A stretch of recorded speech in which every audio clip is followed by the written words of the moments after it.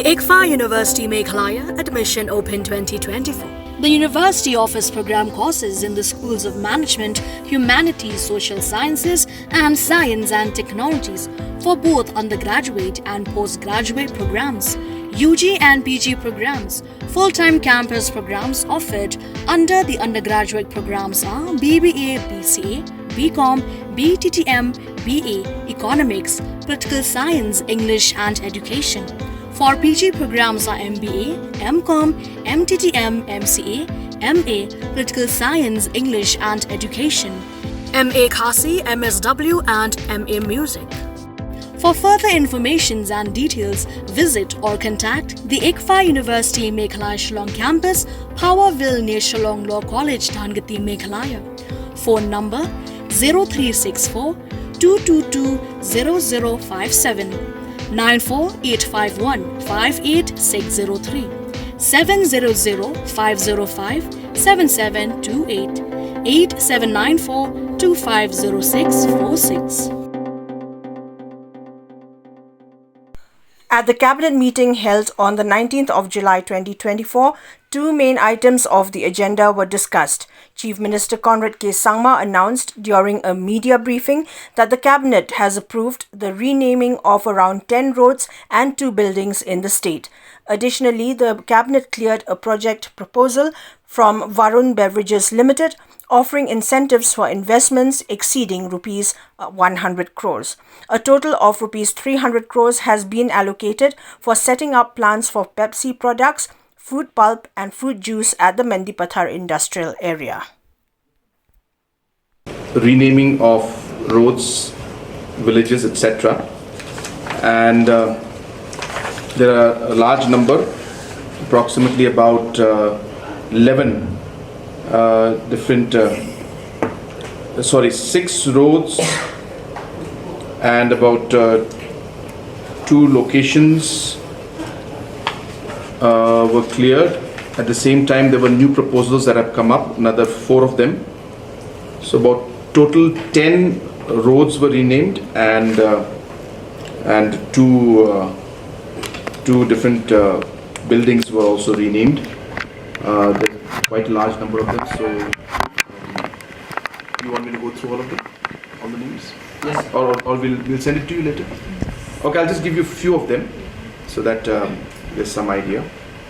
So there were just some roads, for example, the approach road from National Highway 217 to Bakmara Bong Market, which is about 1.7 kilometers. This is in Bakmara, of course, to be renamed as Captain Williamson Sangma Road.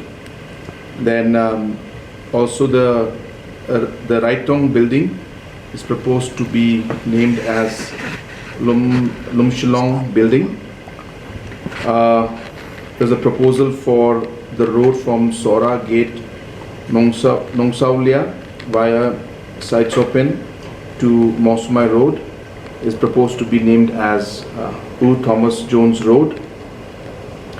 So like that, there were also proposals for naming of the road from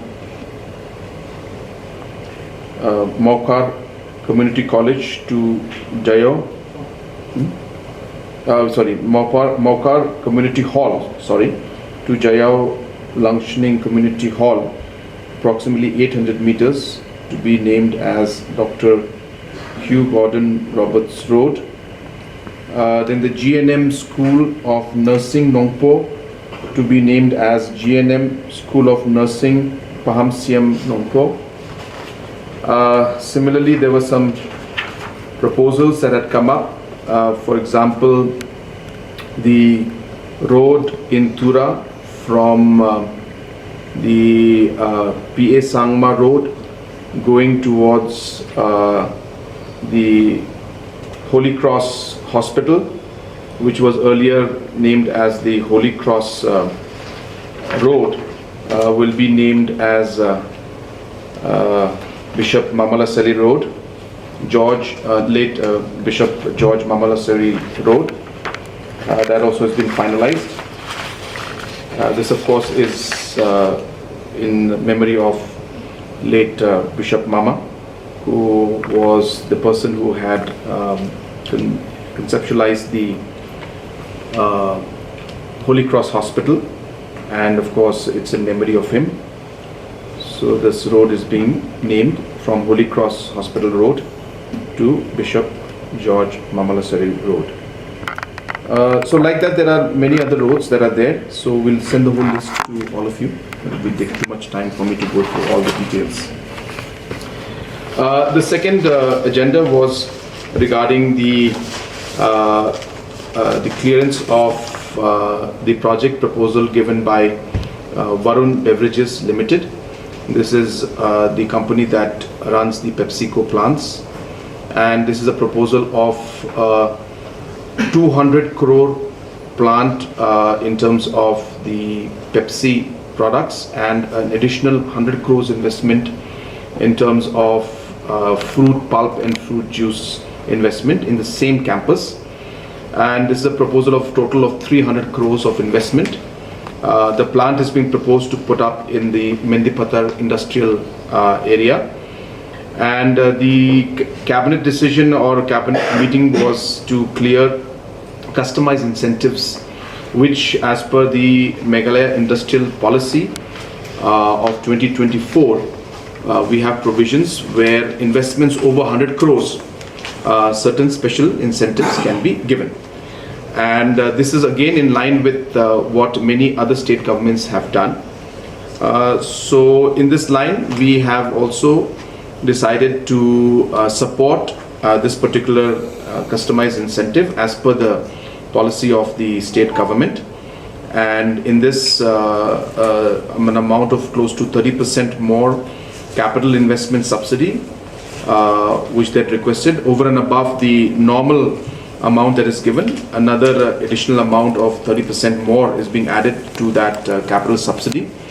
So the 7.5 crores is a capital subsidy, and an additional 5 crores is being proposed, where the demand from the company was about close to 40 crores of investment. They had asked for capital investment, but it's been reduced to, as I said, to 5 crore.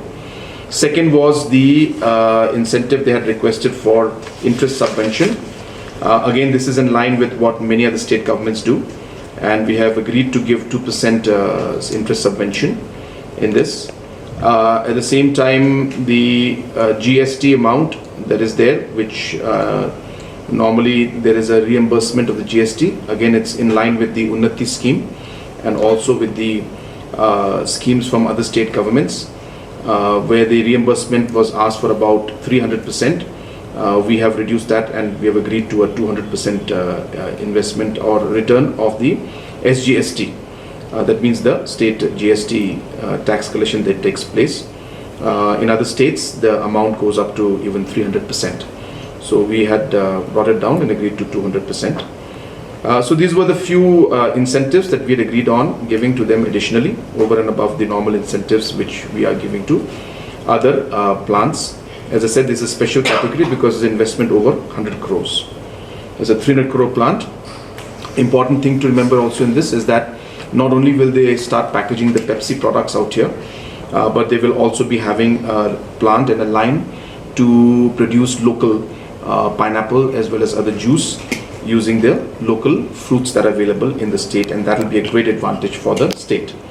Another condition that we have put in this particular project is that 90% of the non-managerial staff has to be local, and the managerial staff within the next 2 years, they will have to have minimum of 50% of managerial staff also locally from the state, starting with 25% in the first 2 years, but after 2 years 50% of the managerial staff also has to be local, and the non-managerial staff from day one 90% should be local. So these were the conditions that were put by the state government, and also, as I said, the condition that a plant should also be put up to support the local produce and other local products to help the farmers.